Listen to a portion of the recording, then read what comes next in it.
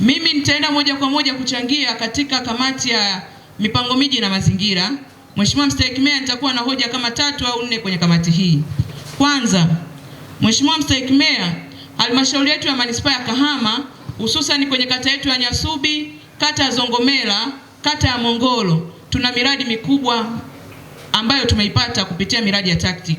Mheshimiwa Mstahiki Meya, kwa mujibu wa mkataba ambao tulisaini, inatazamiwa ya kwamba kufikia Aprili tuweze kukabidhiwa miradi hiyo. Lakini tukiangalia mwenendo wa mkandarasi, unaweza ukaona at least kuna asilimia kama 40.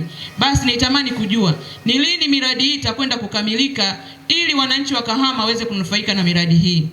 Mheshimiwa Mstahiki Meya, swali langu la pili hapo kwenye kamati ya mipango miji na mazingira. Leo wakazi wa Kahama, Mheshimiwa Mstahiki Meya, ukiwauliza vipaumbele vyao vya kwanza, watakwambia cha kwanza ni barabara, cha pili ni barabara na cha tatu pia ni barabara. Mheshimiwa Mstahiki Meya, hali ya barabara zetu mtaani ni hali mbaya sana. Sasa basi nitamani majibu ya serikali. Ni hatua gani inakwenda kuchukuliwa ili tuweze kuzinusuru barabara zetu? Sisi tunakwenda kuchukua hatua gani kama halmashauri? Basi wananchi waweze kupita kwenye barabara ambazo zinapitika. Lakini kama haitoshi, hapo kupitia miradi yetu ya TACTIC tunaona hakuna chochote ambacho kinaendelea mtaani. Sasa nitamani kupitia baraza hili tuweze kujua ni nini ambacho kimefikiwa mpaka leo. Je, mkandarasi yuko barabarani, mkandarasi yuko site, au ni nini ambacho kinaendelea?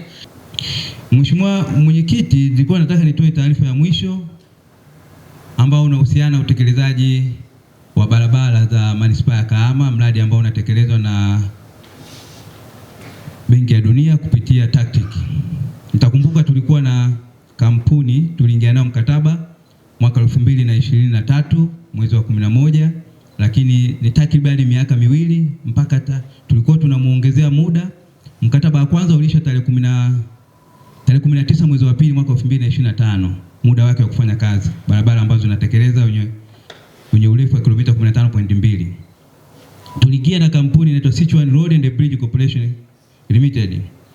Lakini baada hapo kwa kipindi mbalimbali tulikuwa tunamuongezea muda, na mwisho wa mkataba wake ukiwa mkataba wa kawaida na pamoja na adhabu ilikuwa ni tarehe 15 mwezi wa kwanza 2026. Kwa hiyo takribani miaka miwili mkandarasi huyo alikuwa anatekeleza. Kwenye barabara alikuwa anatekeleza, jumla barabara zote ni kilomita 15.2. Mkandarasi hadi tunafika tarehe 15 mwezi wa pili ametekeleza kilomita 1.7. Kwa miaka hiyo zaidi ya miwili, kilomita 1.7 ameweka kiwango cha rami. Baada ya taratibu kamili kukamilika, halmashauri ya manispaa Kahama mnamo tarehe 19 mwezi wa kwanza 2026 tumevunja rasmi mkataba na kampuni hiyo. Kinachoendelea sasa hivi nafanyika tathmini timu yetu, kwa maana yeye kazi gani ambacho aliyekuwa ameifanya zimebakia.